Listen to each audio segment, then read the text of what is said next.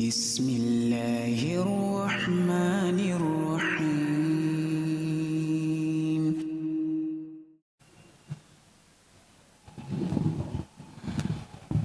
Tes.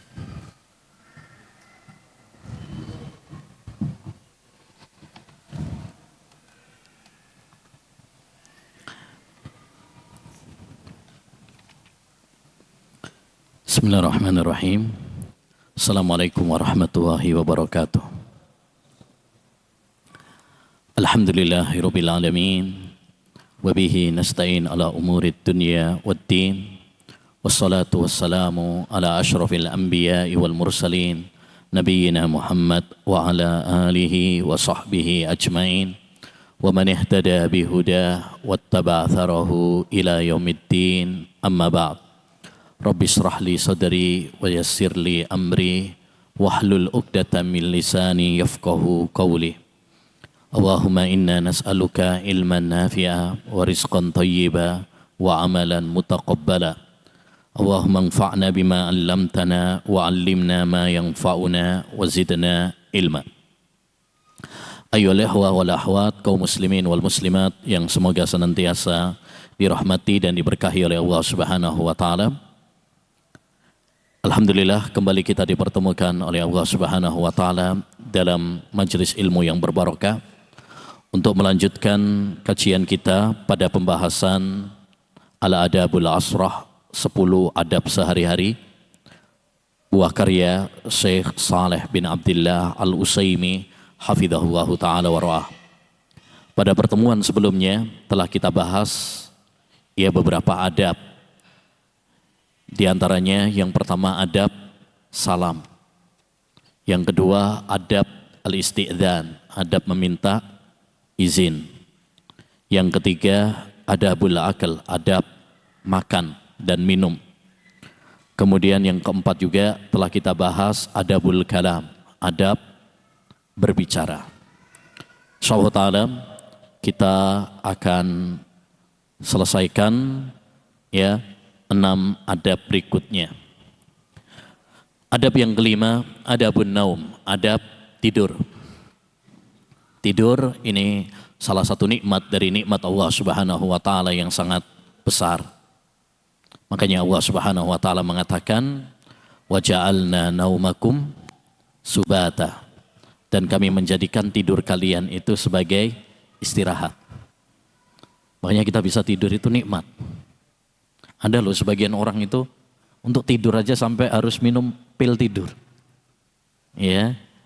Ini kalau antum habis kerja capek tinggal tidur apalagi bisa sambil ngorok.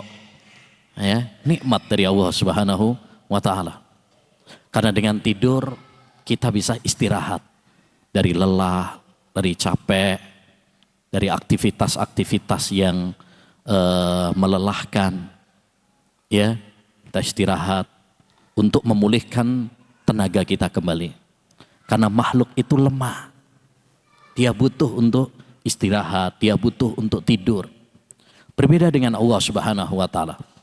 Allah Subhanahu wa taala kuat sehingga tidak butuh untuk tidur. La ta'khudhuhu sinatu wala naum.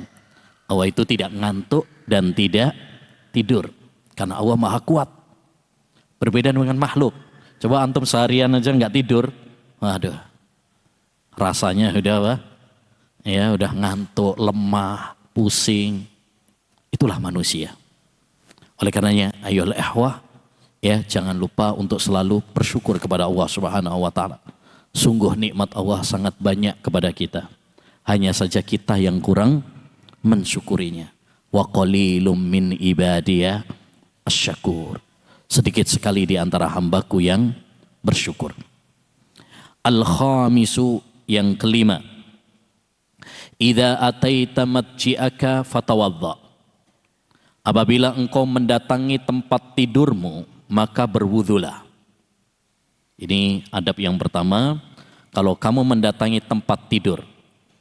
Dan dalam bahasa Arab, matji' itu adalah tempat tidur malam hari. Malam hari. Karena kebiasaan orang Arab itu kalau tidur itu baru yang namanya di rumah. Adapun tidur siang itu dimanapun bisa. karena mereka harus bekerja.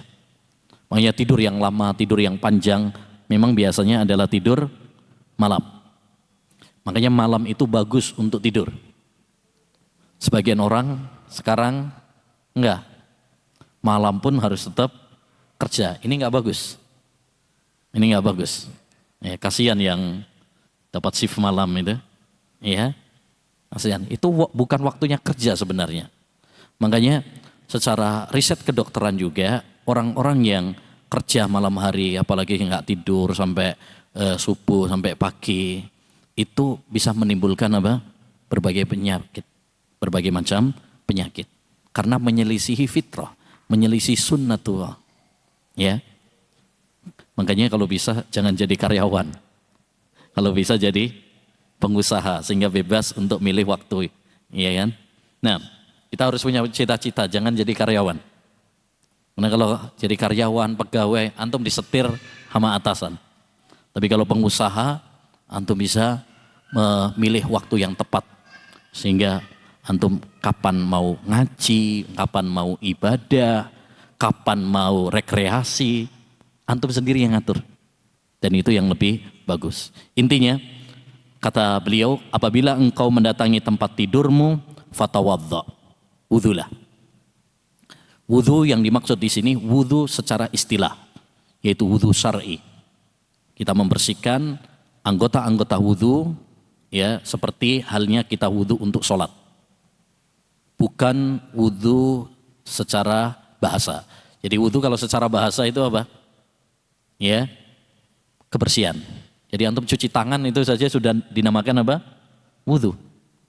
Makanya sebagian para ulama mereka mengatakan ketika Nabi SAW bersabda tawadhdha'u min luhumil ibil, berwudhulah karena habis makan daging unta, mereka mengatakan dengan cuci tangan dan cuci mulut sudah cukup. Karena wudhu secara bahasa itu apa? Ya, membersihkan.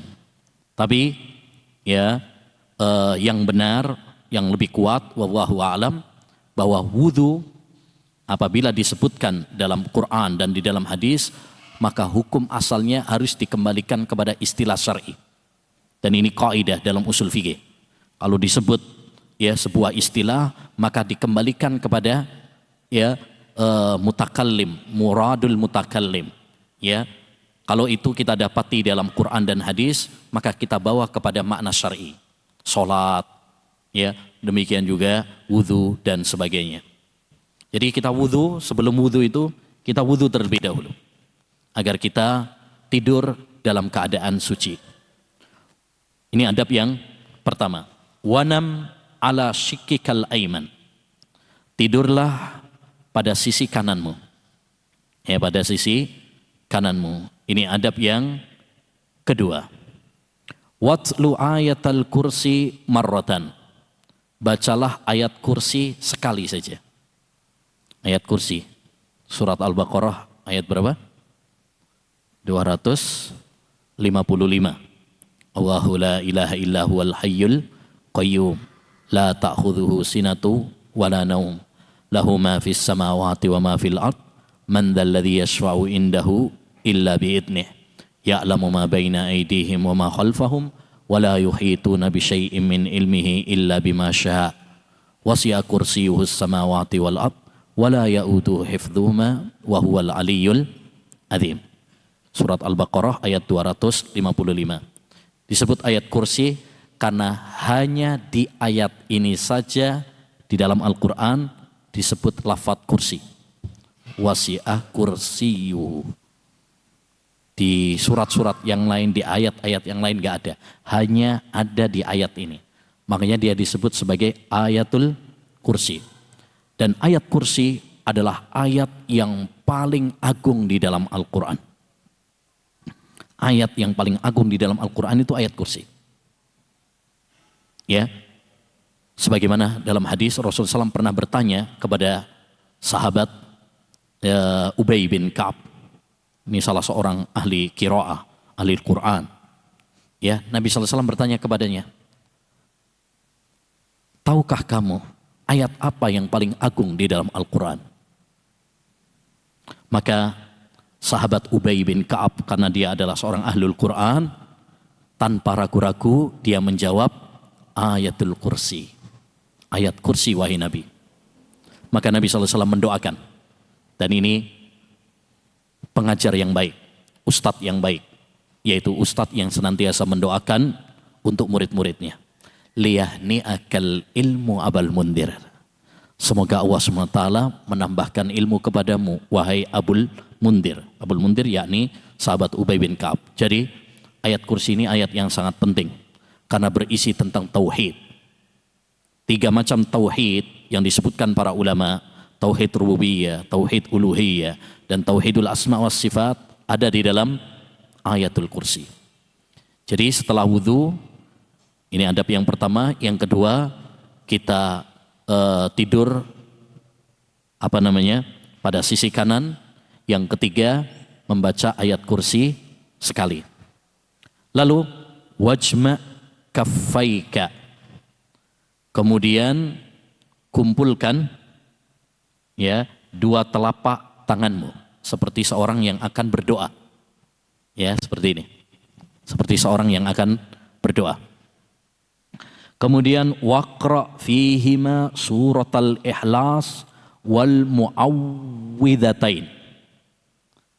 Setelah engkau mengumpulkan 2 telapak tangan seperti seorang yang akan berdoa, bacakan surat Al-Ikhlas. Surat Al-Ikhlas yaitu surat apa? Qul huwallahu ahad, Allahus samad, lam yalid walam yulad. Yang dikatakan oleh Nabi SAW, suratul Ikhlas ta'dilu sulusal Quran. Qul huwallahu ahad, itu kata Nabi SAW sebanding 1/3 Al-Quran. Bahkan ketika ada seorang sahabat Nabi SAW yang setiap mengimami, beliau selalu membaca Qul huwallahu ahad, surat Al-Ikhlas. Ya, ketika para sahabat bertanya kepadanya, tanyakan sama dia, kata Nabi, kenapa dia selalu membaca surat Al-Ikhlas itu? Ya, dia mengatakan li'annaha sifatur rahman wa ana uhibbuha. Karena surat Al-Ikhlas itu berisi tentang sifat-sifat Allah Subhanahu wa taala dan saya mencintainya.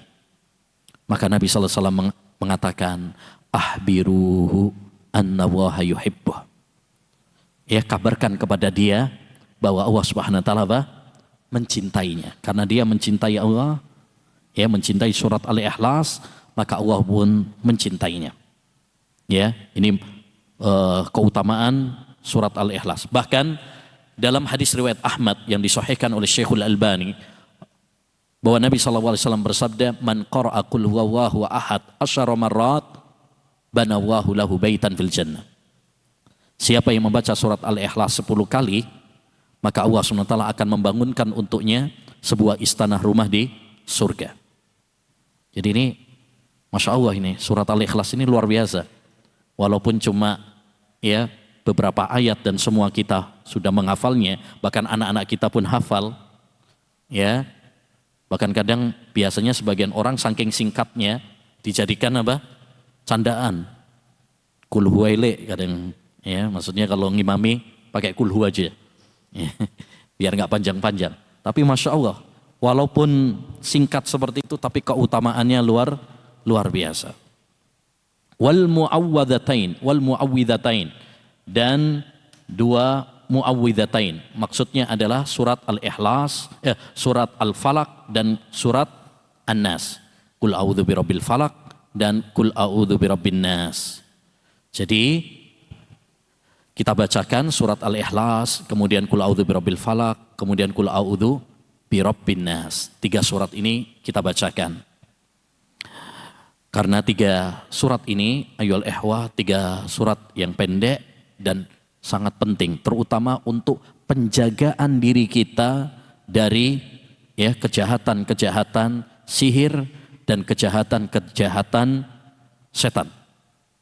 Ya, siapa yang membaca 3 surat ini, maka Allah SWT akan menjaganya dari kejahatan sihir, dari kejahatan ya setan, dukun, ya, dan lain sebagainya.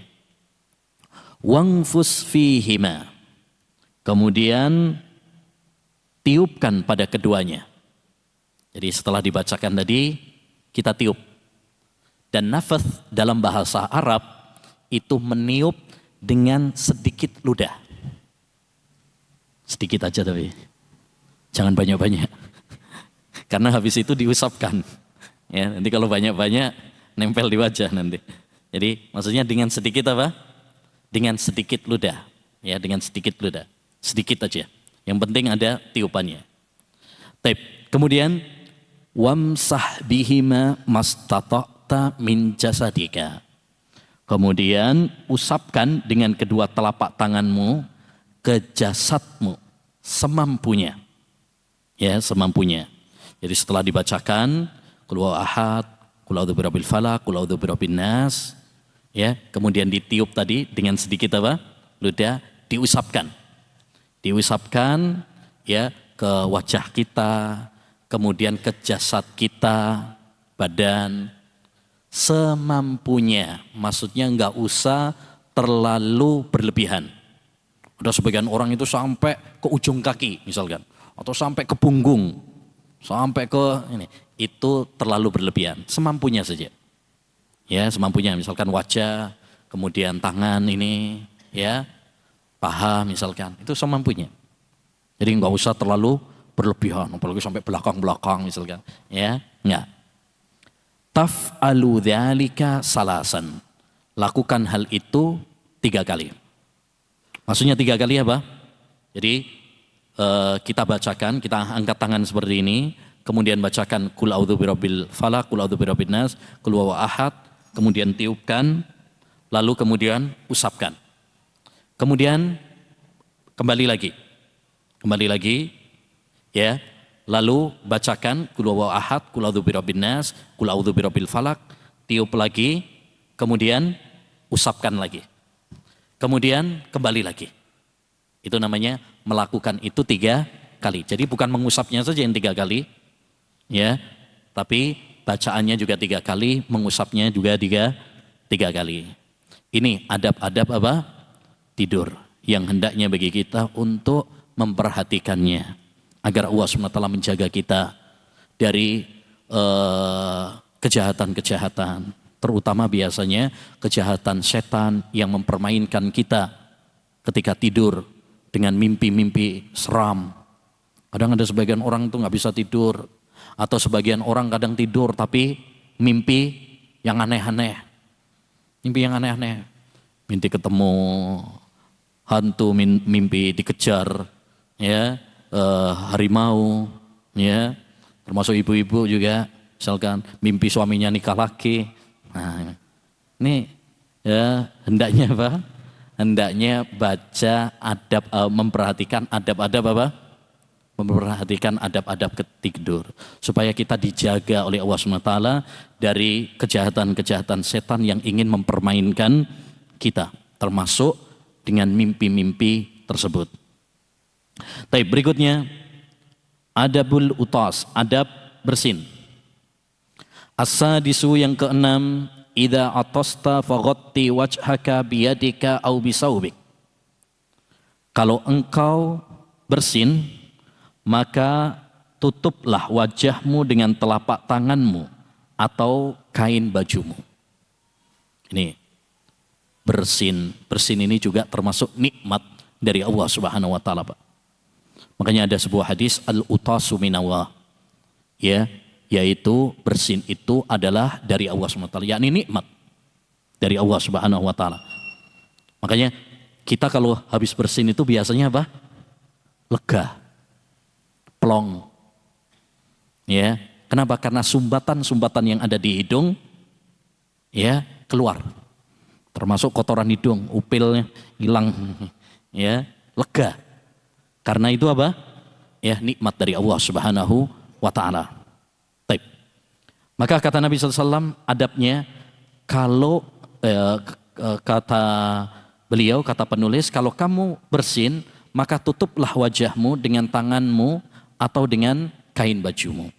Ini sunnah dari sunnah Nabi SAW. Sebagaimana disebutkan dalam hadis Abu Hurairah, kana Nabi SAW idza atasa ghatta wajhahu biyadihi au bi thawbih. Kata sahabat Abu Hurairah, adalah Nabi SAW apabila beliau bersin, maka beliau menutup wajahnya dengan telapak tangannya atau dengan kain bajunya. Jadi ini sunnah dari Nabi SAW. Kenapa kita disuruh nutup? Hikmahnya, ayyuhal ihwah, karena kotoran yang keluar dari hidung itu bisa menimbulkan penyakit. Makanya, Masya Allah, terbukti ya kemarin pas corona, kita disuruh pakai apa? Masker. Kenapa? Karena kotoran yang keluar dari hidung bisa menyebabkan virus. Ya, bisa menyebabkan virus. Jauh sebelum para dokter menganjurkan kita pakai masker, Rasulullah sudah memberikan contoh kepada kita. Yaitu dengan menutup ya hidung kita, menutup wajah kita, terutama ketika kita apa? Bersin. Makanya ikhwan, rahimani wa rahimakumullah, Islam ini agama yang hebat. Islam ini agama yang sempurna. Islam ini agama yang sangat mulia, paripurna. Ya, jauh sebelum ada corona, jauh sebelum ada anjuran para dokter untuk memakai masker, jauh Nabi SAW sudah mencontohkannya dan menganjurkannya kepada kita untuk menjaga kesehatan, untuk menjaga kebersihan. Jauh sebelum para dokter menganjurkan cuci tangan, Islam sudah nyuruh kita untuk cuci tangan. Ya, bahkan setiap kali wudhu, mau sholat, suruh cuci tangan. Bangun tidur suruh cuci tangan, sebelum makan, setelah makan dianjurkan untuk mencuci tangan. Ya, inilah hebatnya agama Islam yang mulia. Maka dengan mempelajari seperti ini, kita semakin mantap dengan Islam. Kita semakin bangga dengan agama Islam. Kita semakin cinta kepada agama Islam. Baik. Kalau kita bersin, tadi disuruh untuk nutup pakai tangan. Pertanyaannya, pakai tangan kanan apa pakai tangan kiri? Ya, pakai tangan kanan apa tangan kiri? Itu kalau nutup pakai tangan kanan apa pakai tangan kiri? Kiri. Nah, ada perselisihan di kalangan para ulama. Sebagian para ulama mengatakan pakai tangan kanan karena ini sunnah. Kita menjalankan amalan sunnah. Dan Rasulullah SAW itu sangat senang untuk mendahulukan yang kanan. Sebagaimana dalam hadis Aisyah, kana Nabi SAW yu'jibuhu at-tayammunu fi tana'ulihi wa tarajjulihi wa tahurihi wa fi sya'nihi kullih. Kata Aisyah, Nabi itu senang untuk mendahulukan yang kanan. Ketika menyisir sebelah kanan dulu. Ketika pakai sandal, ketika berwudu dan dalam segala urusannya. Nah ini kata dalam segala urusannya. Termasuk diantaranya yaitu ketika apa? Bersin. Ini sebagian para ulama mengatakan pakai tangan kanan. Sebagian para ulama mengatakan nutupnya pakai tangan kiri. Kenapa? Karena yang keluar dari hidung adalah kotoran. Dan untuk sesuatu yang kotor, kita pakai tangan kiri. Seperti, maaf, misalkan ketika kita cebok, misalkan pakai tangan kiri, karena itu kotor. Karena itu kotor. Maka kata para ulama, untuk sesuatu yang kotor, dahulukan pakai tangan kiri. Ya. Dan ini pendapat yang lebih kuat insyaallah ta'ala, bahwa kita menutupnya pakai tangan kiri. Baik. Kemudian, wahmadillaha. Ini adab yang kedua. Pujilah Allah subhanahu wa ta'ala. Ucapkan alhamdulillah. Ya. Kenapa ya kawan kita mengucapkan alhamdulillah tadi? Karena bersin itu adalah nikmat dari Allah subhanahu wa ta'ala. Maka sebagai wujud syukur kita kepada Allah subhanahu wa ta'ala, kita memuji Allah subhanahu wa ta'ala. Karena Allah subhanahu wa ta'ala telah banyak memberikan nikmat kepada kita. Salah satunya dengan bersin itu. Ya, dengan bersin. Jadi Allah subhanahu wa ta'ala berhak untuk kita puji. Kenapa Allah berhak kita puji? Karena dua hal. Satu, karena banyaknya nikmat Allah kepada kita. Wa in ta'uddu nikmat Allah la tuhsuha. Andaikan kalian menghitung nikmat-nikmat Allah, gak bakal kalian bisa menghitungnya. Karena banyak nikmat Allah. Seorang ulama pernah mengatakan, ketika engkau bisa makan dan bisa mengeluarkannya, telah terkumpul pada dirimu 300 macam nikmat. Itu baru soal makan saja. Ya, sebagian para ulama mengatakan, idza aradta an ta'rifa qadra ni'matillahi 'alaik faghdud basarak. Kalau kamu ingin tahu betapa besarnya nikmat Allah kepadamu, maka pejamkan matamu. Bayangkan, kalau saja Allah Subhanahu wa taala mencabut mata kita, pendengaran kita, nyawa kita, banyak nikmat Allah kepada kita. Yang kedua, kenapa Allah Subhanahu wa taala itu layak untuk kita puji? Karena Allah Subhanahu wa taala zat yang maha sempurna.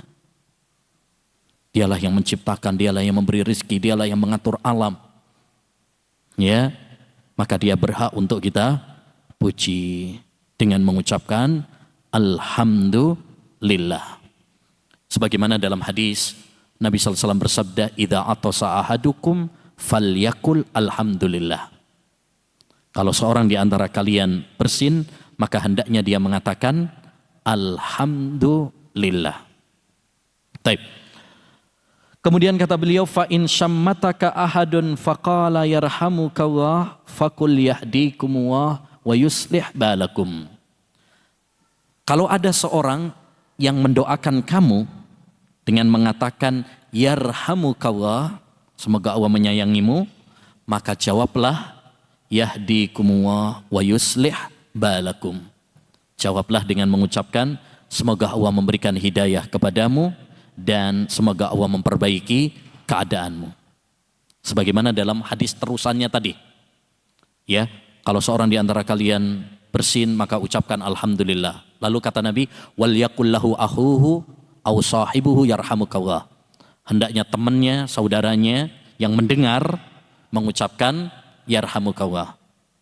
Ya, wa idza qala lahu yarhamukallah falyakul yahdikumullah wa yuslih balakum.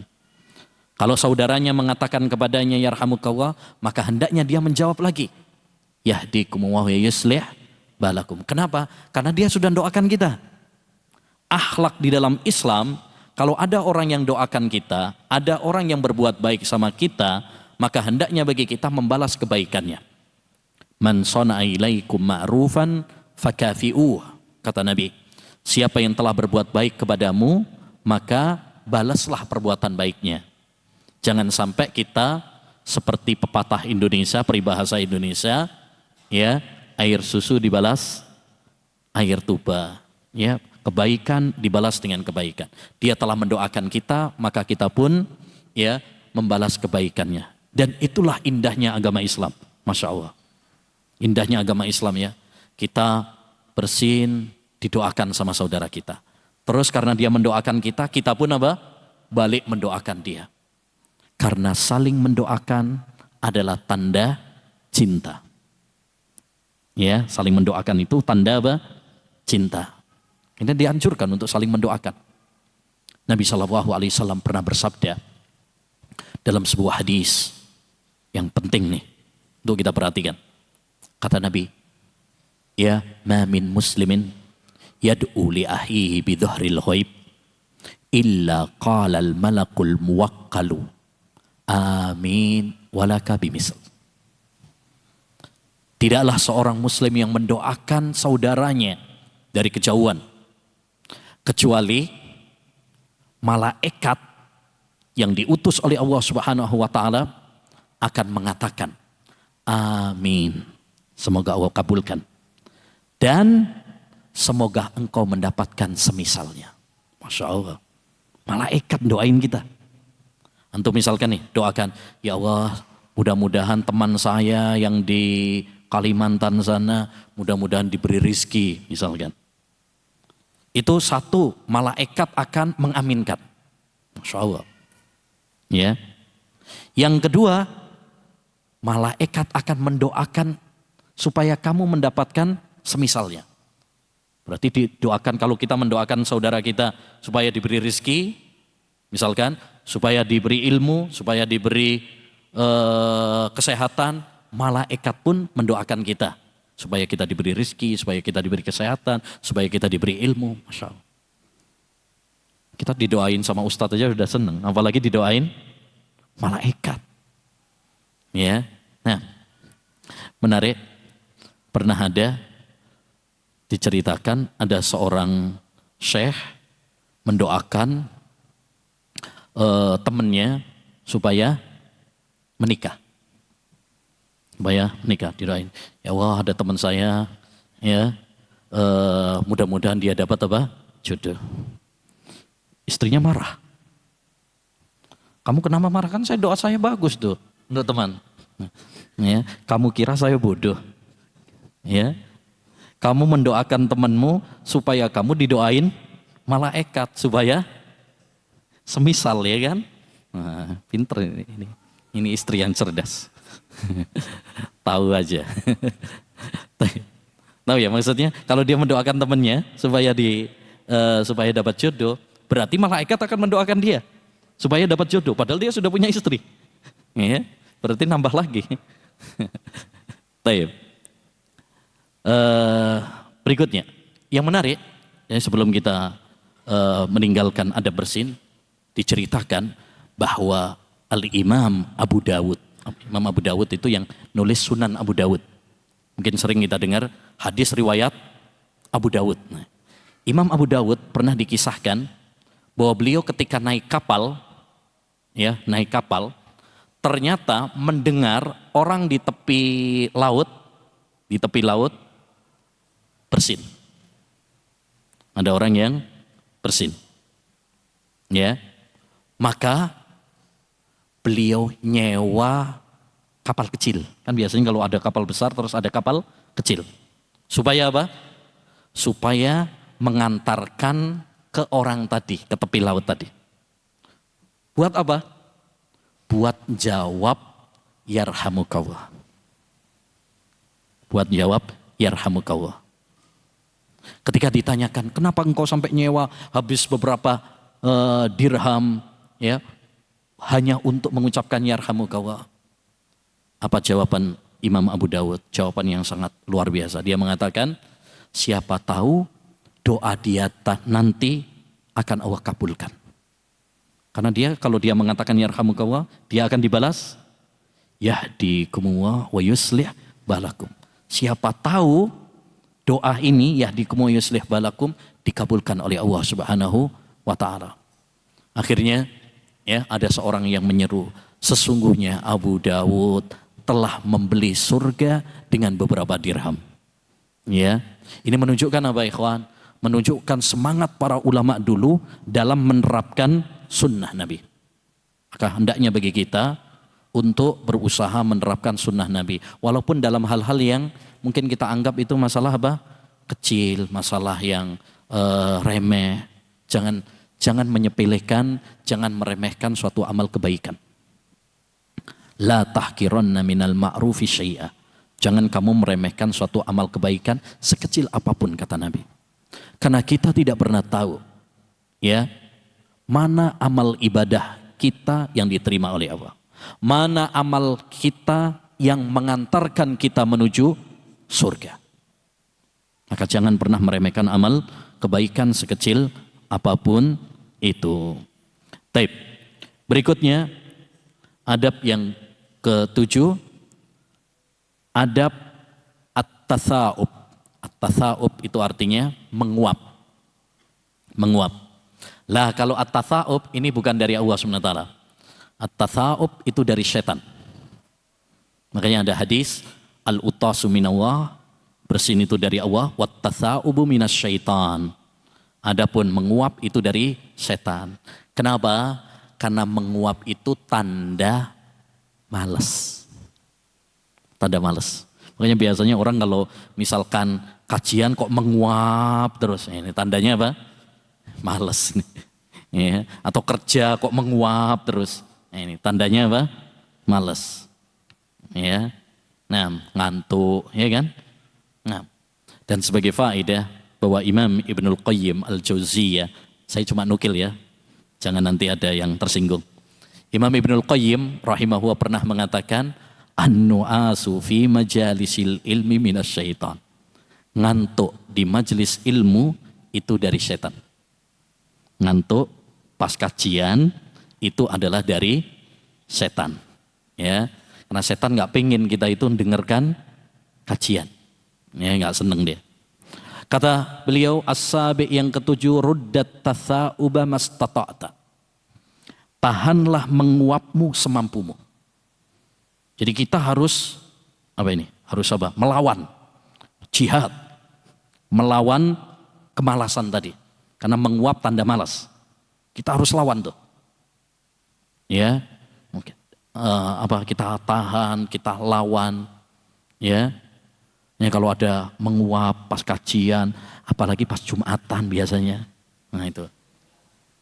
Ya, nggak tahu entah kenapa ya kalau Jumatan itu, apalagi kalau khotib sudah innal hamdalillah itu udah rasanya enak banget gitu untuk tidur itu. Nah, jadi kita harus melawan itu. Makanya Nabi SAW mengatakan kalau ada yang ngantuk suruh apa? Pindah. Suruh pindah, gerak, wudhu, begitu, jalan. Supaya kita melawan. Ya, karena setan mengajak kita untuk malas dari kebaikan. Dan kita harus melawan. Karena Islam menginginkan kita untuk semangat. Ihris alama yang fa'uka wasta'in billah. Bersemangatlah kamu melakukan hal-hal yang bermanfaat dan mintalah pertolongan kepada Allah SWT. Wa amsik biyadika ala fiik. Dan tahanlah dengan telapak tanganmu di atas mulutmu. Jadi tahanlah dengan telapak tanganmu. Dan yang paling bagus adalah dengan yang luar. Jadi begini. Ya, begini. Pakai tangan kiri, pakai tangan kanan apa tangan kiri dulu? Wah, ikut yang tadi nih berarti. Kanan apa kiri? Emang ini kotoran yang keluar. Kalau tadi betul kiri, karena yang keluar kotoran dari hidung. Kalau menguap, emang keluar kotoran? Ya, enggak kan? Nah, ada perselisihan juga. Tapi para ulama mengatakan pendapat yang paling kuat diperinci. Kita melihat kondisi mulut. Kalau kondisi mulut bersih, pakai tangan kanan. Kalau kondisi mulut bau, maka pakai tangan kiri. Pakai tangan kiri. Itu pun yang luar. Ya, supaya apa? Supaya kalau tadi misalkan menguap, ya, bau yang tidak sedap misalkan, tidak langsung nempel di telapak tangan kita. Wala takul jangan mengatakan apa? Biasanya orang kalau menguap malah gaspol. Wah, misalkan. Nah, ini nggak boleh. Bahkan dalam sebuah hadis Nabi pernah bersabda, fa idza qala dhahika minhu syaitan. Kalau seorang menguap, dia mengatakan setannya ketawa. Jadi setan bisa ketawa juga dia. Ketawa karena dia menang. Bikin kita malas, ternyata kita ya mengikuti jerat-jeratnya. Nah, insyaallah ta'ala nanti kita lanjutkan, kita tuntaskan setelah sholat isya. Wassallallahu wasallam ala nabiyina Muhammad wa ala alihi wa sahbihi ajmain.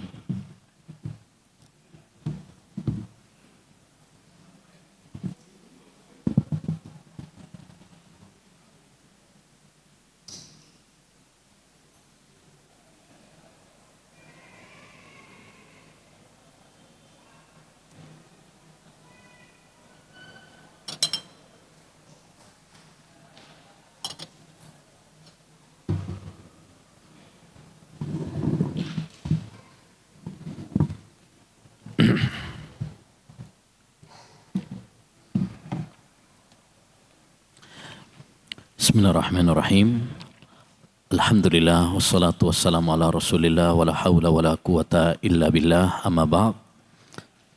Kita selesaikan ayyuhal ikhwah 3 adab lagi. Yang ke-8 adalah adabul majlis, adab bermajlis. termasuk yaitu adab dalam majelis ilmu.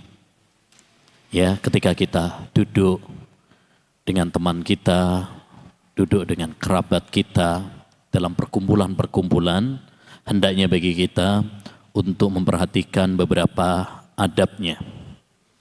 As-saminu idzan tahaita ila majlisin fasallim.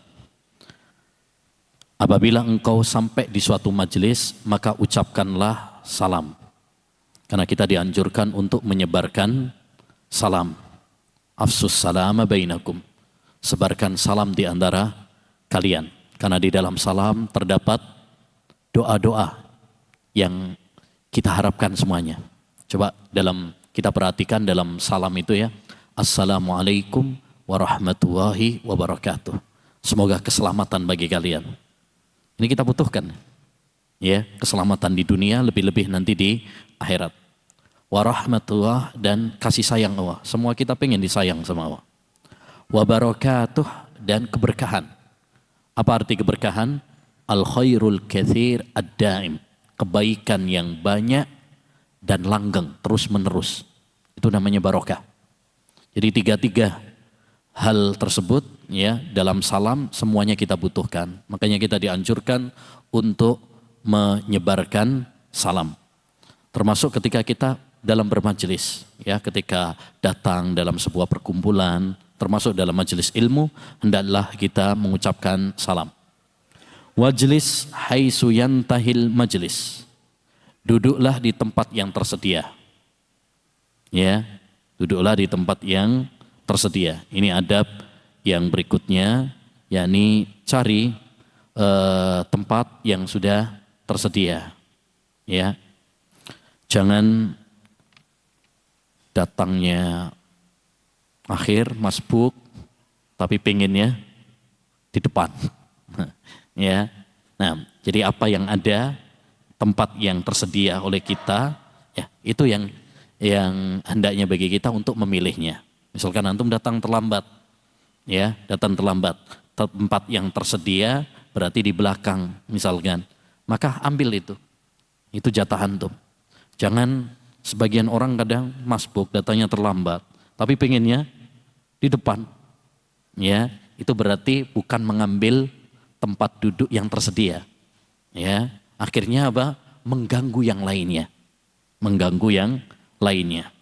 ya, mungkin ada yang terganggu. Ini datang terlambat tapi ngambil jatah orang lain misalkan. Wala tajlis bainas syamsi wadh-dhilli. Janganlah kamu duduk di antara sinar matahari dan bayangan. Terutama kalau siang ya.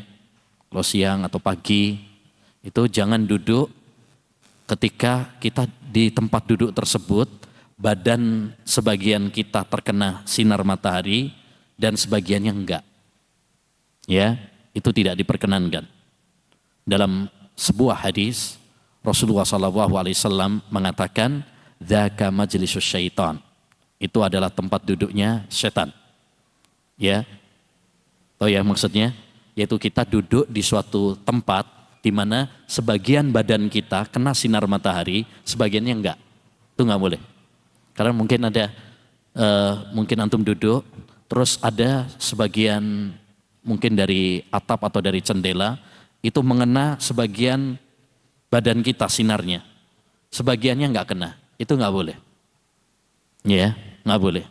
Kalau kena semuanya, kalau enggak semuanya. Jangan separuh-separuh. Kenapa? Karena Islam menginginkan kita keadilan, ya keadilan. Mulai dari ujung rambut sampai ujung kaki. Makanya dalam sebuah hadis Rasulullah melarang kita pakai sepatu atau pakai sandal cuman satu.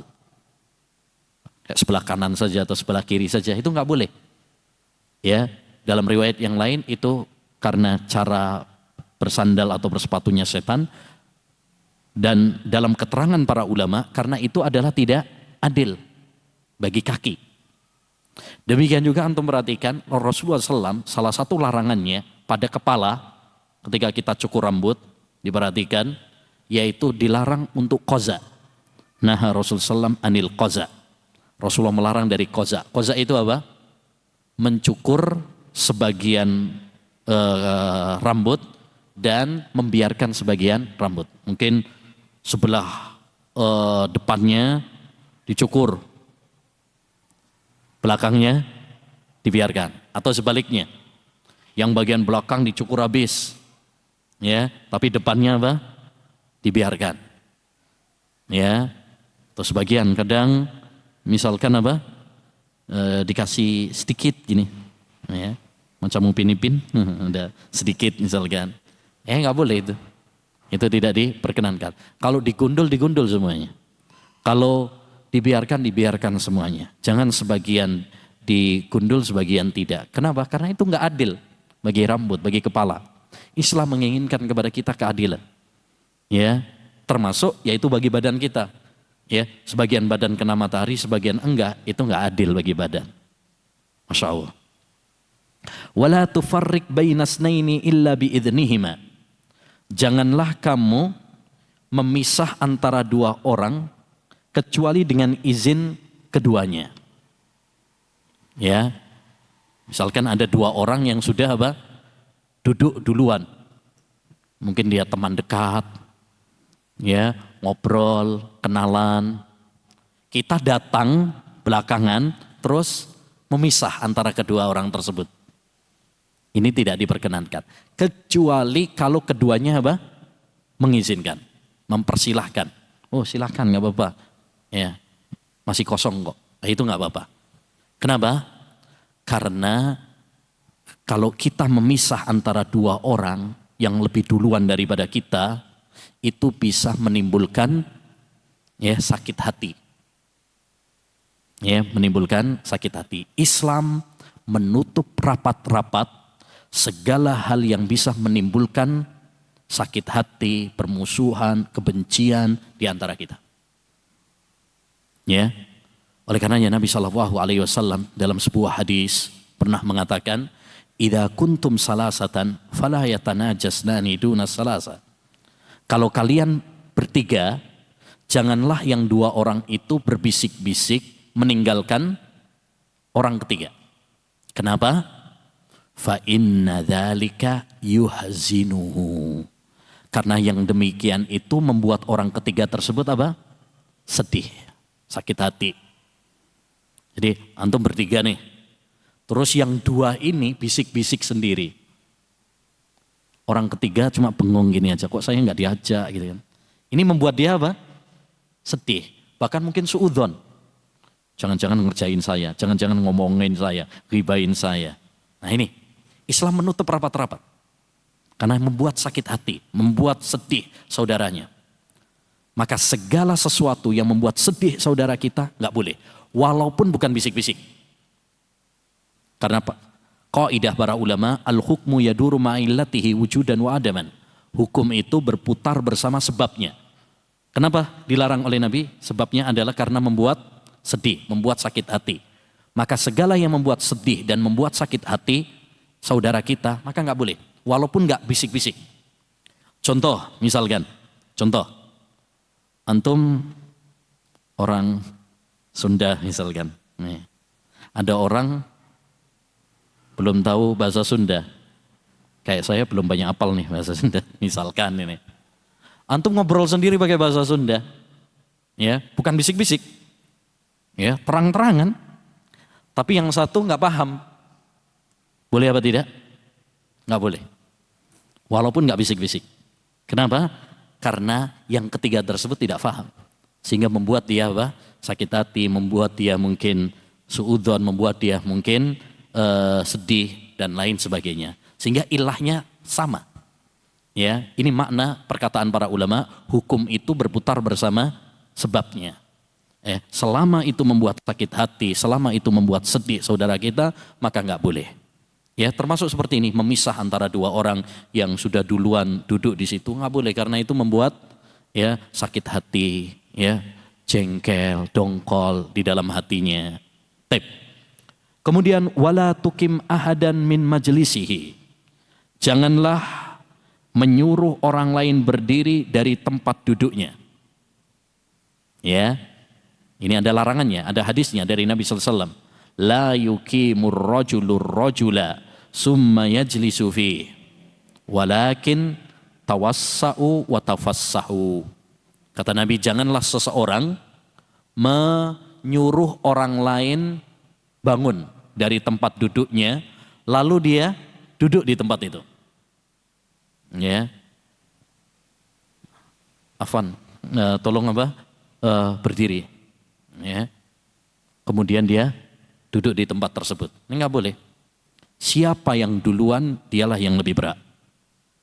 Kaidah yang disebutkan oleh para ulama, man sabaqa ila mubah fahuwa ahaqqu bihi. Siapa yang lebih duluan maka dialah yang lebih berhak. Termasuk dalam majelis ilmu. Termasuk dalam majelis ilmu. Ya. Antum yang datang duluan dapat soft pertama misalkan, dia yang lebih dulu. Jangan sampai orang belakangan datang, ya, tahu-tahu, oh ini tempat saya, kemarin saya di sini, ya, kemarin tapi, ya, nggak boleh. Siapa yang duluan maka dialah yang berat. Termasuk juga ayyul ikhwah dalam sholat, ya, termasuk dalam sholat. Siapa yang duluan maka dia lebih berhak, walaupun yang duluan itu anak kecil. Termasuk kesalahan yang perlu kita ingatkan, sebagian imam kadang menyuruh mundur anak kecil dari shaf yang pertama. Padahal anak kecil tersebut lebih duluan. Dia datang dulu di shaf yang pertama, ya, tapi sama imamnya malah disuruh mundur. Itu nggak boleh. Kenapa? Anak kecil juga punya hati, punya perasaan yang harus dijaga. Ya, jadi ada perasaan yang harus dijaga, ada hati yang harus dijaga. Jadi nggak boleh, walaupun dia masih kecil, ya, walaupun dia masih kecil, dia juga punya perasaan. Ya, mungkin akan diingat itu imam ini, ya, awas loh ya, nah gitu.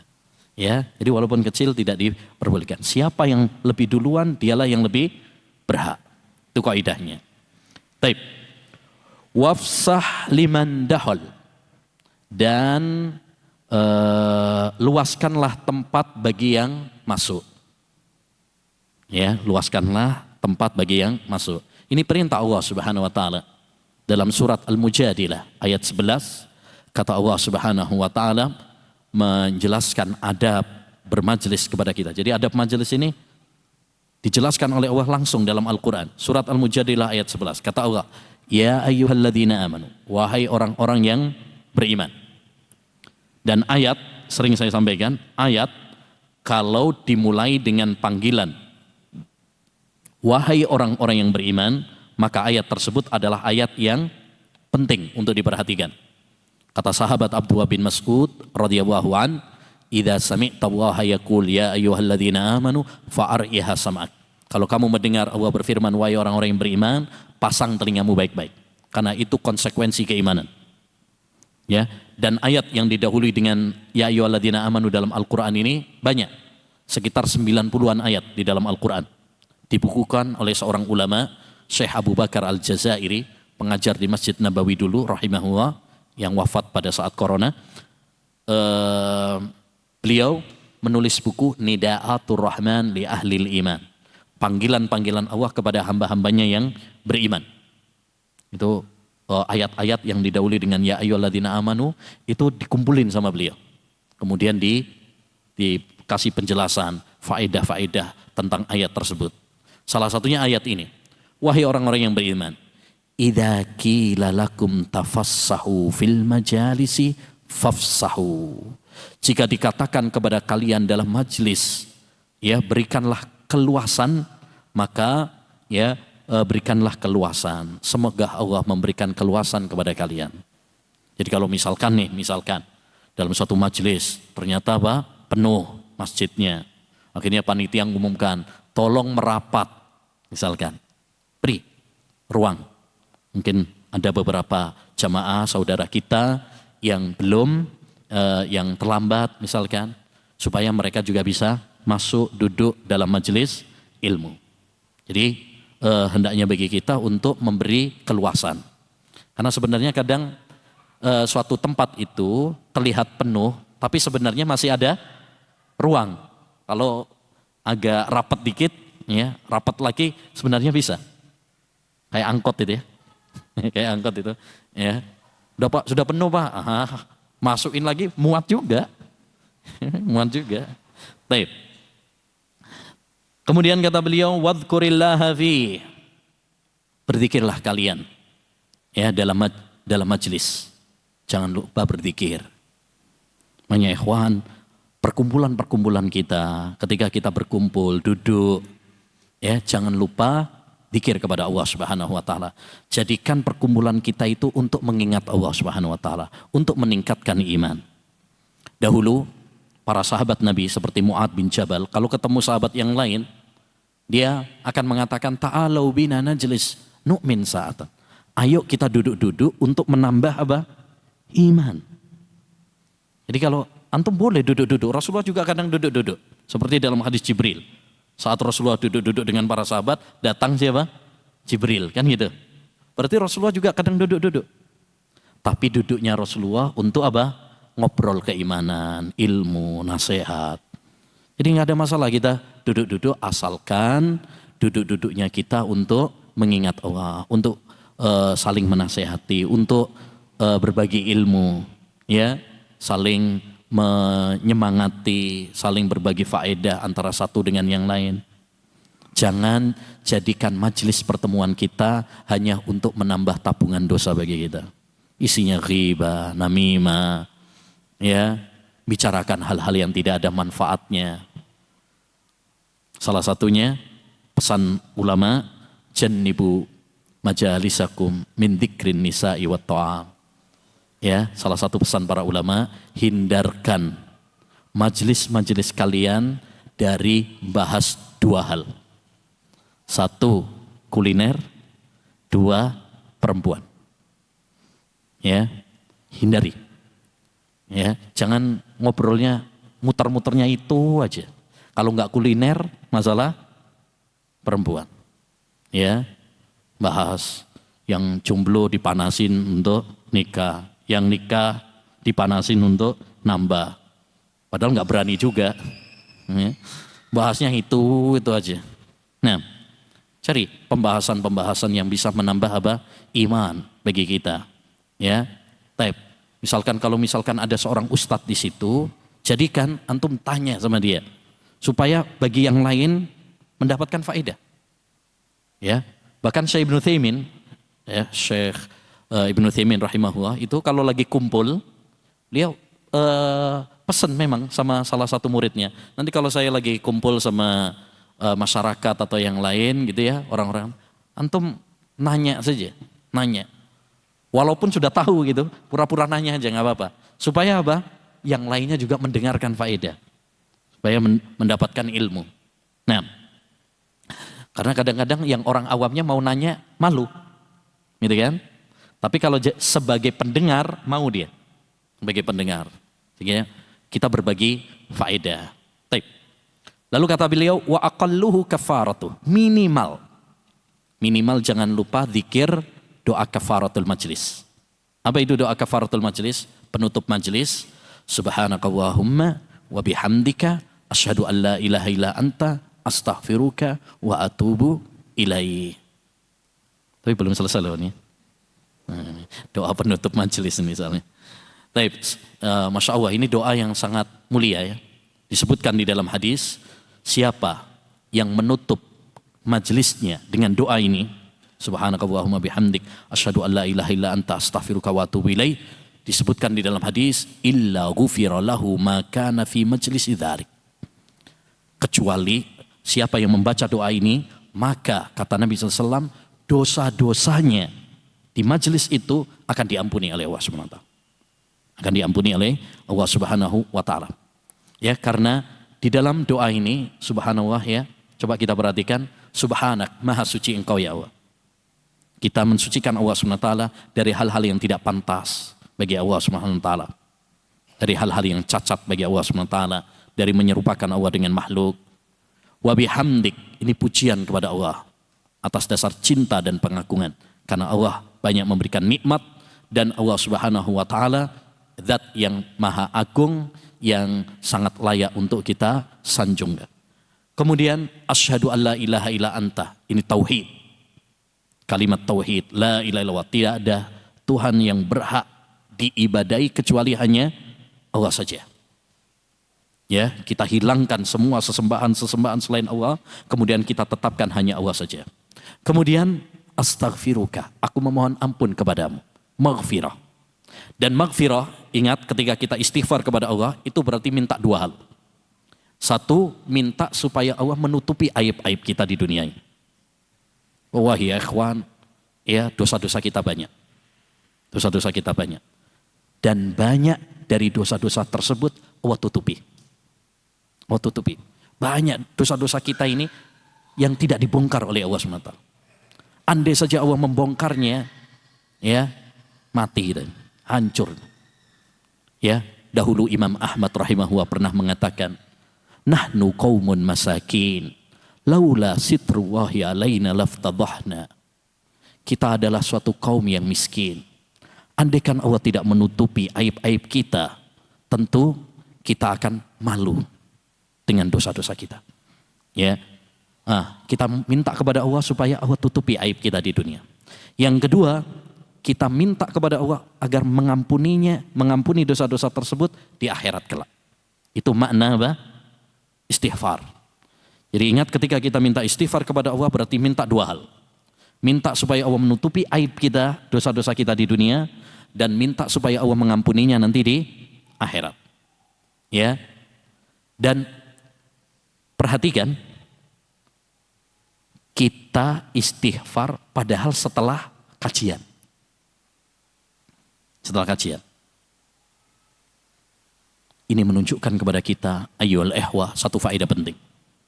Bahwa manusia walaupun habis melakukan amal ibadah, maka dia harus tetap mengakui masih banyak kekurangannya. Habis sholat, istighfar, astaghfirullah. Habis sholat, ya, ketika majelis ilmu tadi, astaghfiruka wa atubu ilaih, istighfar. Dalam puasa, Allahumma innaka afuwun tuhibbul afwa fa'fuan. Ya, ini menunjukkan kepada kita bahwa istighfar itu adalah sesuatu yang sangat penting sekali. Maka perbanyak istighfar kepada Allah Subhanahu wa taala. Ya, karena dosa-dosa kita apa? Banyak. Tip. Yang kesembilan, adabut thoriq, adab di jalan.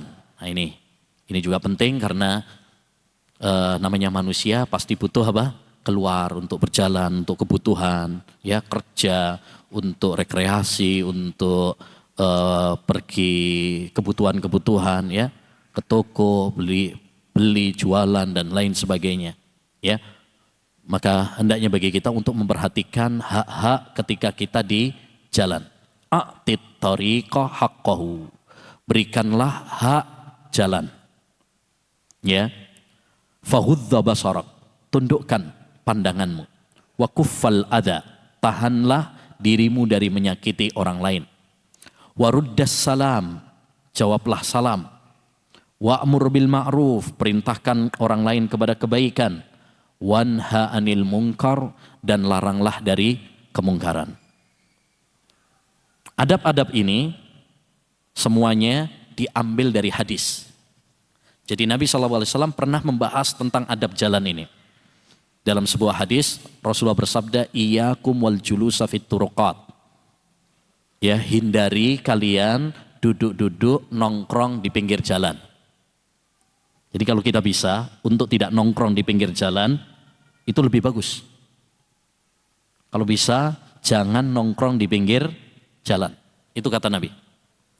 Faqalu ma lana buddun innama hiya majalisuna nattahidzu fiha natahaddatsu fiha. Kayaknya sulit wahai Nabi. Kita tempat nongkrongnya itu memang di pinggir jalan. Ngobrol, yang kumpul itu adanya di pinggir jalan. Ya, bahkan sebagian orang ya seneng ya kalau kumpul itu di pinggir jalan. Ada cangkruan-cangkruannya, ya, ngumpul dengan teman-temannya. Taib. Maka Nabi SAW mengatakan, faida abaitum illal majalis. Kalau memang kalian nggak bisa meninggalkan nongkrong di pinggir jalan, fa'atut tariqa haqqahu. Maka berikanlah hak jalan. Qalu wa ma haqqut tariqi ya Rasulullah? Apa hak jalan itu wahai Rasulullah? Nah ini, kata Nabi, ghadzul basar. Yang pertama apa? Ghadzul basar, tundukkan pandangan. Tundukkan pandangan. Kita tahu kalau kita di jalan, di pinggir jalan, itu biasanya banyak yang lewat, termasuk lawan jenis. Ya, mbak-mbak, akhwat, emak-emak, kadang lewat apa? Di jalan. Yang itu hendaknya bagi kita untuk menundukkan pandangan. Lebih-lebih, mohon maaf, ya, yang sering terjadi biasanya apa? Kalau naik sepeda motor biasanya ada, kalau akhwat atau mama yang tersingkap ya pakaiannya. Hendaknya bagi kita untuk menundukkan pandangan. Jangan malah dipelototin. Ya. Apalagi alhamdulillah. Ya, jangan. Ya. Sahabat Anas bin Malik pernah mengatakan, idza mararta bimra'atin faghudza basarak hatta tamdi. Kalau kamu jalan terus ketemu seorang perempuan, maka tundukkan ya pandanganmu sampai dia berlalu. Ya. Kenapa? Karena kalau kita tidak ghadzul basar ayyuhal ikhwah, ini adalah sarana menuju apa? Fitnah. Ya, sarana menuju fitnah. Makanya peribahasa Indonesia apa? Dari mana datangnya cinta? Dari mata turun ke hati. Dari mata dulu. Dari mata dulu baru kemudian turun ke hati. Jadi Allah Subhanahu wa taala menganjurkan kepada kita untuk ghadzul basar. Karena itu lebih bersih bagi kita, lebih selamat bagi kita. Ya, lebih selamat bagi kita. Ya, lebih-lebih kalau kita sudah punya istri. Salah satu manfaat pernikahan itu adalah apa? Ya, fa innahu aghadzu lil basar wa ahsanu lil farj. Karena itu bisa menundukkan pandangan dan menjaga farji, kemaluan. Ya, kalau kita sudah punya istri tapi belum menundukkan pandangan, ya, hati-hati. Allah akan cabut nikmat kelezatan pernikahan dari diri kita. Makanya sebagian orang walaupun sudah punya istri, terkadang ya melihat wanita yang lain terasa lebih cantik daripada istrinya. Itu adalah perangkap dari perangkap-perangkap setan. Ya, nah, dan ada orang selingkuh misalkan, ya selingkuhannya lebih jelek daripada istrinya. Siapa yang memperindah? Setan. Al-mar'ah aurah, fa idza kharajat istashrafaha syaitan. Wanita itu adalah aurat. Kalau dia udah keluar, diperindah, dipercantik oleh setan. Dipercantik oleh setan. Ya, dan fitnah yang terbesar adalah fitnah wanita. Makanya Nabi SAW mengatakan, ma taraktu fitnatan adarra ala ummati min fitnatin nisa'i ala rijal. Aku tidak meninggalkan sebuah fitnah yang lebih besar bagi kaum laki-laki daripada fitnah wanita. Ya, tidak ada bedanya antara yang belum ngaji maupun yang udah ngaji. Ya, walaupun kita udah ngaji, tetap harus waspada daripada fitnah wanita ini. Ya, karena ini fitnah yang sangat besar. Taib wa kuffal adza. Kata Nabi SAW, yang kedua adalah apa? Tidak menyakiti orang lain. Baik menyakiti dengan lisan atau menyakiti dengan tangan. Ini menyakiti dengan lisan, misalkan apa? Ada orang lewat, ya, digodain atau dihibain. Ya. Misalkan tuh kadang-kadang ada, kalau ada biasanya tuh anak-anak muda tuh biasanya ya, anak-anak remaja. Kalau ada yang lewat perempuan gitu, biasanya digodain, disiulin, ya bersiul, digodain. Nah, ini berarti harus dihindari, kuffal adza. Jangan kita menyakiti orang yang lewat. Atau tangan, jangan sampai menyakiti dengan tangan. Mungkin begal, mungkin ngerampok, ya, atau yang lainnya. Nabi bersabda, al-muslimu man salimal muslimuna min lisani wa yadih. Muslim yang sejati itu adalah tatkala orang-orang muslim yang lainnya selamat dari kejahatan lisan dan tangan. Kenapa lisan dan tangan, ikhwan, yang disebutkan oleh Nabi? Karena dua ini yang paling banyak dosanya.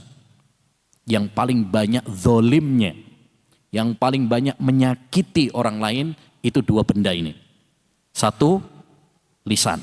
Aksaru khataya bani Adam fi lisani. Kata Nabi, kebanyakan dosa anak Adam itu pada lisannya. Yang kedua, tangan. Ya, tangan ini juga sering zolim sama orang lain. Termasuk tadi, ya mungkin begal, mungkin ngerampok, mungkin nempeling, ya. Kalau zaman sekarang juga termasuk dosa tangan juga yang paling berbahaya, nulis status-status yang menyakitkan jari jemari kita ini, ya, di status WA, Facebook dan sebagainya. Kemudian yang ketiga, waraddus salam, menjawab salam. Nah, kalau ada yang salam, kita jawab. Karena menjawab salam hukumnya wajib. Kalau mengucapkan salam hukumnya sunnah. Tapi kalau menjawab wajib. Baik, di sini disebutkan oleh Nabi salah satu adabnya adalah menjawab salam, bukan mengucapkan salam. Kenapa? Karena yang paling utama kalau ada orang yang lewat, itu yang mengucapkan salam adalah yang lewat, yang naik kendaraan, mungkin sepeda motor atau yang lainnya, supaya dia tawadhu, supaya dia nggak sombong. Jangan sampai mentang-mentang pakai sepeda motor ninja atau mungkin ya pakai mobil Pajero, lupa sama tetangga, nggak salam misalkan. Nah, jangan. Jadi yang lewat, yang naik kendaraan itu yang dianjurkan untuk mengucapkan salam. Nah, kita yang nongkrong di pinggir jalan diwajibkan untuk menjawab salam tersebut. Tapi kalau seandainya yang lewat nggak mengucapkan salam, kita yang salam, boleh apa tidak? Boleh. Boleh. Seperti halnya pada dasarnya yang kecil mengucapkan salam kepada yang lebih tua, yang besar. Tapi kalau yang besarnya nggak mengucapkan salam, yang anak kecilnya nggak mengucapkan salam, boleh nggak yang tua yang mengucapkan salam kepada anak-anak? Boleh. Rasulullah dulu mengucapkan salam kepada anak-anak. Ya, taib. Wa'mur bil ma'ruf wa amrun bil ma'ruf wa nahyun anil munkar. Dan adab yang berikutnya adalah apa? Mengajak kepada kebaikan dan melarang dari kemungkaran. Jadi kita kalau di pinggir jalan, kalau misalkan ada kemungkaran-kemungkaran, larang. Ya, misalkan ada orang yang bikin onar di jalan, kelahi di jalan, cegah, jangan jadi penonton saja. Sekarang enggak. Kalau ada yang rame-rame itu malah jadi penonton. Kalau perlu malah di videoin. Ya, enggak ada usaha untuk melerai, enggak ada usaha untuk menyelesaikan ya pertikaian. Jangan. Hendaknya bagi kita untuk melarang dari kemungkaran.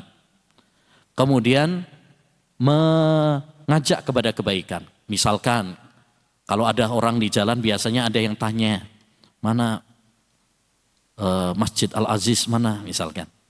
Tunjukkan, jangan tambah disesatkan. Oh sana masih jauh. Kadang-kadang, oh masih jauh, muter lagi sana. Padahal sebenarnya apa? Dekat, jangan. Ya, ad-dalu alal khairi kafaili. Kata Nabi SAW, orang yang menunjukkan kebaikan, dia akan mendapatkan pahala seperti orang yang melakukannya tadi. Jadi kalau kita tunjukkan ada orang mau sholat nih, ya kita tunjukkan, kita dapat pahala. Ya, orang yang sholat tersebut, kita dapat juga. Ada orang mau minta tunjukkan tempat kajian misalkan, kita tunjukkan, kita dapat pahala. Jadi jangan pelit untuk ya menunjukkan kepada kebaikan. Taib, yang terakhir. Adabul libas, adab berpakaian. Ya, pakaian ini juga termasuk nikmat dari Allah Subhanahu wa taala yang harus kita syukuri. Ya. Pakaian itu nikmat dari Allah Subhanahu wa taala yang harus kita syukuri. Kita lahir dulu enggak pakai pakaian. Allah yang memberikan nikmat pakaian kepada kita. Karena di dalam pakaian terdapat faedah-faedah yang banyak. Di antara faedah pakaian, satu, melindungi kita dari terik panas dan dari udara dingin. Ya, dengan kita berpakaian itu kita enggak kepanasan, kita enggak kedinginan. Coba kalau misalkan kita nggak berpakaian, mungkin kedinginan atau kepanasan. Yang kedua, menutupi dari aib, cacat. Ya, mungkin dia punya cacat di badannya, mungkin dia ada penyakit, panu, kudis. Ya, kalau pakai baju, pakaian nggak kelihatan tuh aibnya. Yang ketiga, sebagai perhiasan. Ya Bani Adam khudhu zinatakum inda kulli masjid. Wahai anak Adam, ambillah perhiasan kalian. Salah satu perhiasannya adalah dengan pakaian. Bahkan pakaian itu satu syarat sahnya sholat, yaitu menutup aurat dengan berpakaian. Ambil. Ya, itu perhiasan disebut oleh Allah khudhu zina. Ya, perhiasan kalian. Makanya orang kalau pakai baju yang bagus gitu ya, baru terlihat keren. Ya, terlihat keren, ganteng, walaupun dari kejauhan. Ya, nah, kalau dari dekat, wallahu a'lam. Nah, jadi intinya ini 3 faedah penting dari apa? Pakaian. Kata beliau, ilbasil jabila minas siyab. Pakailah pakaian yang bagus. Karena Allah itu jamil, bagus, dan mencintai sesuatu yang bagus. Innallaha jamilun yuhibbul jamal. Kata Nabi SAW, Allah itu indah, bagus, dan mencintai keindahan. Dan ini bukan termasuk kesombongan. Jangan antum lihat ada orang pakai pakaian bagus, pakai pakaian baru, terus antum bilang apa? Wah, sombong amat. Ya, misalkan, jangan. Ya, sombong itu sudah dijelaskan oleh Nabi SAW. Al-kibru batarul haq wa ghamtun nas. Sombong adalah menolak kebenaran dan merendahkan orang lain. Adapun ada orang pakai baju baru, pakai HP baru, pakai ya mobil baru, rumah baru, istri baru, nggak apa-apa. Ya, bahkan kalau dia melakukan hal itu sebagai bentuk ibadah kepada Allah SWT, itu berpahala. Kita kalau pakai baju dalam rangka untuk apa? Ibadah kepada Allah SWT, ibadah, berpahala. Ya, kita sebagai bentuk syukur kepada Allah Subhanahu Wa Taala itu ibadah. Jadi jangan dianggap itu sebagai apa? Kesombongan. Wa afdhaluhal abyad, yang paling utama adalah pakai yang warna putih. Waduh, lagi nggak pakai baju putih nih. Kalau pakai baju putih bagus dah. Nabi bersabda, ilbasul bayadha minas siyab. Pakailah baju yang berwarna apa? Putih. Wa kaffinu fiha mautakum. Dan kafanilah mayit kalian dengan kafan kain putih. Ya, karena putih itu lambang kebersihan dan kesucian. Ya, makanya kita kalau pakai baju putih itu kotor dikit kelihatan. Ya kan? Pakai baju putih itu sehari 2 hari udah harus ganti. Beda kalau baju hitam. Coba baju hitam, seminggu gak ganti gak kelihatan tuh. Ya, makanya dalam doa istiftah apa kata Allah, apa kata Nabi SAW? Allahumma nakkini min khotoyaya kama yunaqqas saubul abyadu minad danas. Ya Allah, bersihkanlah aku dari dosa-dosa sebagaimana kain putih dibersihkan dari kotoran. Karena putih itu lambang kebersihan dan kesucian. Wala yujawiz ka'baika sufla. Nah, ini penting. Ya, bagi kaum laki-laki khususnya. Yaitu jangan sampai pakaianmu menutupi mata kakimu. Ini yang disebut dengan isbal. Apa itu isbal? Yaitu pakai baju atau pakai celana atau sarung yang sampai menutupi mata kaki. Bagi kaum laki-laki itu nggak boleh.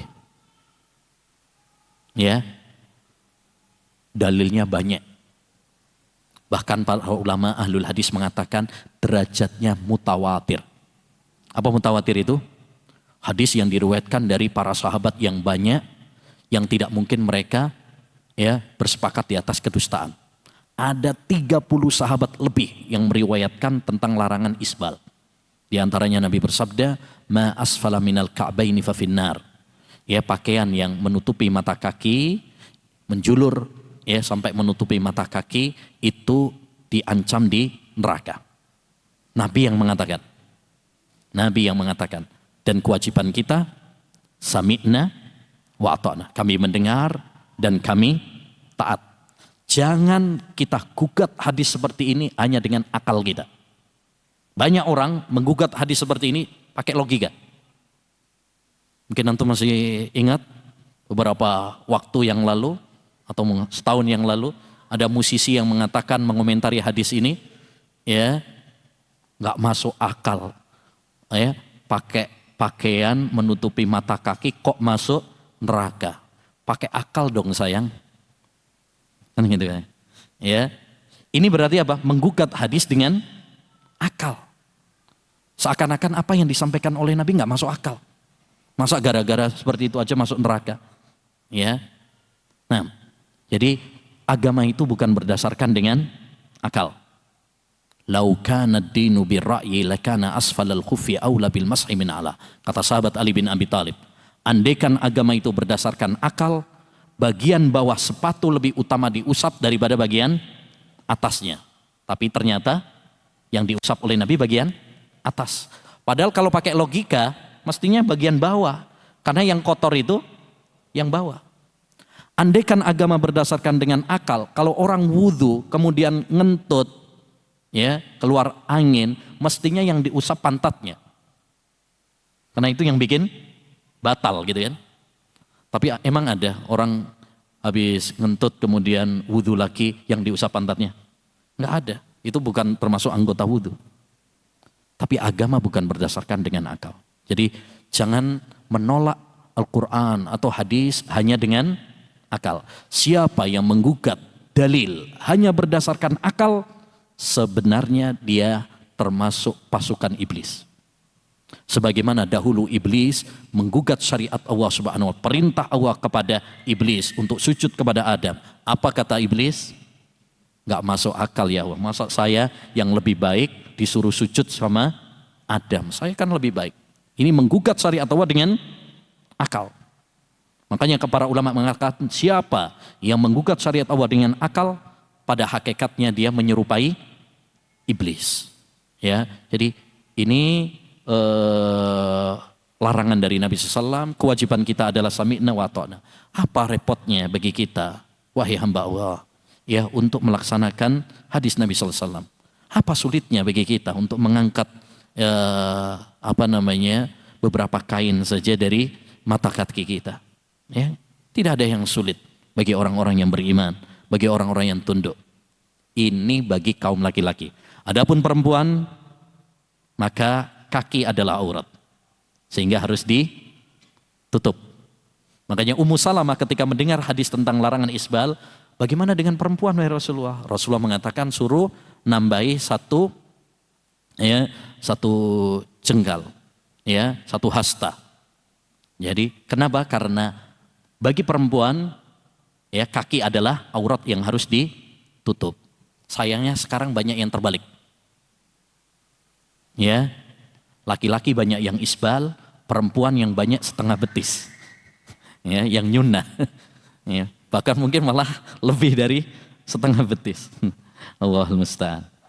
Taib, wabda biyaminika lubsa wa bishimalika khal'a.